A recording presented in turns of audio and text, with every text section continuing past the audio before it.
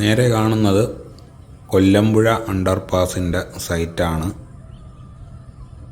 അവിടെ അപ്രോച്ച് റോഡിന് വേണ്ടിയിട്ടുള്ള സൈഡ് വാൾ നിർമ്മാണം പുരോഗമിച്ചുകൊണ്ടിരിക്കുന്നത് കാണാം.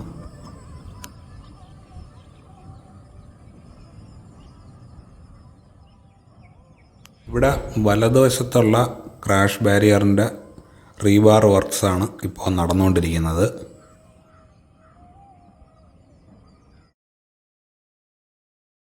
ഇത് ഇടയാവണം അണ്ടർപാസാണ്. ഇവിടെ രണ്ട് വശത്തേക്കുമുള്ള അപ്രോച്ച് റോഡിൻ്റെ എർത്ത് വർക്ക്സ് തുടർച്ചയായിട്ട് നടന്നുകൊണ്ടിരിക്കുന്നുണ്ട്. ഇപ്പോഴും ധാരാളമായിട്ട് മണ്ണ് ഇവിടെ സ്റ്റോർ ചെയ്തിരിക്കുന്ന കാണാം.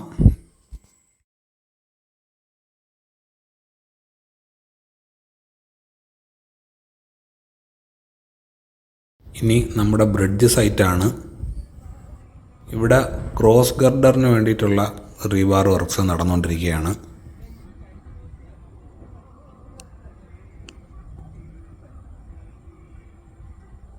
ഇനിയാണ് നമ്മുടെ ബ്രിഡ്ജ് സൈഡിലെ ഒരു സുപ്രധാനമായിട്ടുള്ളൊരു അപ്ഡേറ്റ്.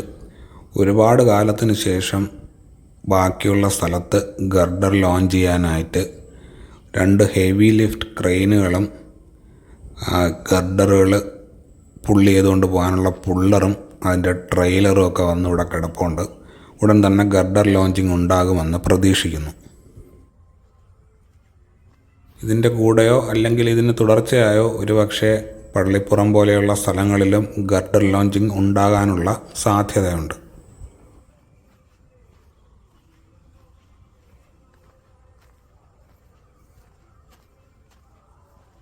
രണ്ട് ദിവസം മുന്നേ മാതൃഭൂമിയിൽ വാർത്ത വന്നതിന് ശേഷം ഇന്നലെ MP ഈ വിഷയം പാർലമെൻറ്റിൽ ഉന്നയിച്ചതായി വാർത്ത കണ്ടു. അതുപോലെ തന്നെ ടൈംസ് ഓഫ് ഇന്ത്യയിലും ഇന്ന് വാർത്ത വന്നിട്ടുണ്ട് തിരുവനന്തപുരം NH66 റീച്ചിനെ കുറിച്ച്.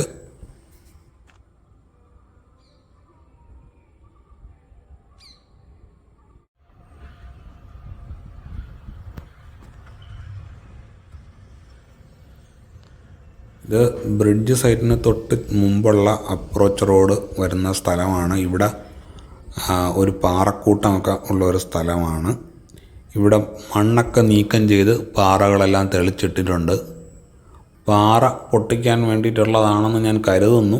ഒരു മെഷീനും ഇവിടെ കൊണ്ടുവന്ന് ഇട്ടിരിക്കുന്ന കാണാം. അപ്പോൾ ഇവിടെയും ഉടനെ പണി ഉണ്ടാകും എന്ന് പ്രതീക്ഷിക്കുന്നു. ടൈംസ് ഓഫ് ഇന്ത്യയിൽ വന്ന വാർത്ത പ്രകാരം RDS സാമ്പത്തിക പ്രതിസന്ധിയിലാണെന്നും അത് കാരണമാണ് പണികൾ നീണ്ടു പോകുന്നതെന്നും റിപ്പോർട്ട് ചെയ്തിരിക്കുന്നു.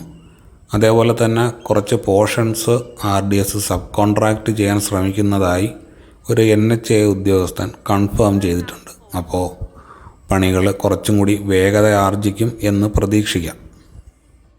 വാർത്തയുടെ ലിങ്ക് ഡിസ്ക്രിപ്ഷൻ ബോക്സിൽ.